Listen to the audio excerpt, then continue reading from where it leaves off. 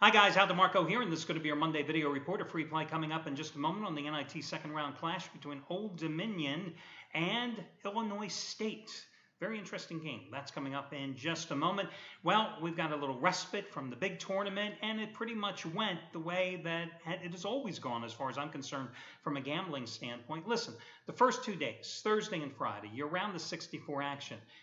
The fact that so many dogs cashed in on Thursday, you had so many close games in those first 2 days, not really a big surprise. Listen, what are you dealing with on Thursday and Friday in the tournament? You're dealing with some overwhelming favorites that aren't necessarily motivated often to cover these monster spreads. Think Gonzaga, think Kentucky, think Arizona, okay? Think Wisconsin, etc. Then you have the middle of your tournament teams, the teams that are so close in terms of the talent levels. Well, you got these games that are between 1 and 3 point lines, and they can go either way. And you saw so many of them come right down to the wire. The blowouts were few and far between. Listen, I absorbed the losses the first 2 days in the tournament. I went with two big favorites, Arizona and Gonzaga, and went 0-2. But I also knew that Saturday and Sunday generally is the time that I have always excelled, because that's when you weed out the frauds in the tournament, and then suddenly you also have some more compelling matchups because teams that had been idle on Thursday or Friday, anywhere from 7 to 10 days because their conference tournaments had already been done, well, suddenly now you've got some perspective in the fact that these teams all played within the last 48 hours. And it certainly benefited me because I erased a week-long deficit and won a perfect 4-0 over the weekend with my plays. Now, I'll be honest with you, most of the handicappers do well here at the site other than me over the weekend? No, they did not. I mean, it was not a great first 4 days. I think part of it also plays into the fact that, as I've warned you repeatedly, even though the dogs were barking like crazy through Thursday's early action, that sooner or later the favorites would come back and have their day, and that's exactly what happened as they more than earned their keep at the cashier's window. And now here we're left with a collection of 16 teams. And isn't it kind of funny that the ACC, a conference that was somewhat maligned this year because most people thought there was only maybe one or two dominant teams, Virginia and or Duke, and that was it, that the conference wasn't nearly as strong top to bottom as it has been in previous years. And here you have 1/4 of your round of 16 teams coming from Tobacco Road with Duke, North Carolina, Notre Dame, and who would have thought it would be NC State, not Virginia, not Maryland. But who would have thought NC State would not only cover but win outright against Villanova. And Villanova takes the early exit again, so the Big East, hey, you're left with Xavier. How about the Big 12? I mean, if you had told anybody going into Thursday's action that the only two Big 12 teams left standing would be West Virginia and Oklahoma, no one would give you odds on that. But that's just how the marbles fell, and the dice tumbled. They had favorable matchups. They got the job done. Who would have guessed that in the Pac-12, absolutely one of the most maligned, if not the most maligned Power 5 conference out there, would have 3 representatives? We all knew Arizona was going to go in, but did anybody really think Utah would advance? Okay, maybe you thought the Utes were a pretty good team, but really outside of Salt Lake this season, did they excel? No, they were just a fair to middling road team. And then UCLA, as the tournament committee head said, they passed the eye test. I mocked him for that, but hey, here they are. And of course, then you have your mid-majors. You have, once again, somebody from the Missouri Valley Conference showing their worth. How Northern Iowa did not get the job done against Louisville yesterday is beyond me. But you had Wichita State, once again, getting the job done. Listen, that was not an upset of Kansas yesterday either, by the way. The Jayhawks, as you've seen repeatedly throughout the season, simply weren't that good of a team. Tom Izzo. How much criticism did Tom Izzo get this season for his team? And yet here are the Spartans, once again, advancing into the second weekend of the tournament, along with Wisconsin as your two Big Ten representatives. Xavier out of the Big East, nobody saw that coming, but again, they had some favorable matchups as you progress through the tournament. Gonzaga, well, hey, listen, although they struggled with North Dakota State, they just hammered Iowa yesterday, killed Greg Davis, who had a 100-time play on the Hawkeyes. And that one, Gonzaga, of course, I gave you as a free play yesterday. So, interesting couple days of the tournament, but as I said, now you have NIT, you have College Insider, you have CBI tournament action. These are all Mickey Mouse tournaments. Let's face it, but they're often easier to win than the big games that we just got done over the past 4 days. Why? Because nobody cares about them. The odds makers don't care about them. The gambling public doesn't care about them. The lines are softer. It's easier to take advantage.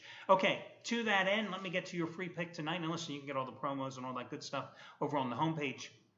Interesting second round game in Norfolk, Virginia tonight, where at the Constant Center, which is also known as the TED, you got to love that. Hey, where do you play? We play at the TED.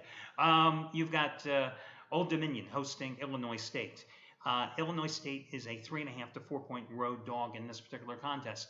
Now, you got an Old Dominion team that is 18-0 at home this season. They have won 22 straight home games in Norfolk dating back to last season. But this is a rematch for these two teams because they met back at the end of November. It was just the fourth game of the season for the Monarchs. That's Old Dominion. When these two hooked up in the Paradise Jam preseason tournament in the Virgin Islands. And let me tell you something. In that particular contest, I mean, Illinois State just kicked their ass. No ifs, ands, or buts in that contest. Dominated them in every facet of the game. Old Dominion had problems with Illinois State's constantly shifting zones as they go from a 2-3 to a 1-3-1.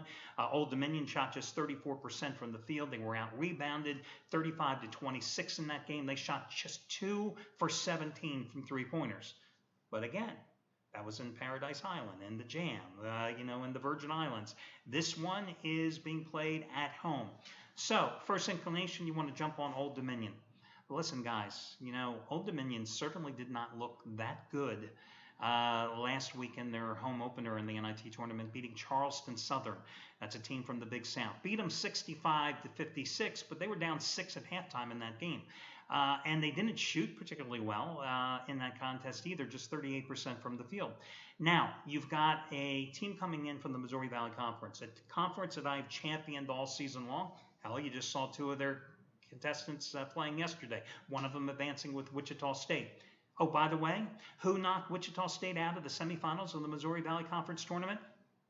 Illinois State.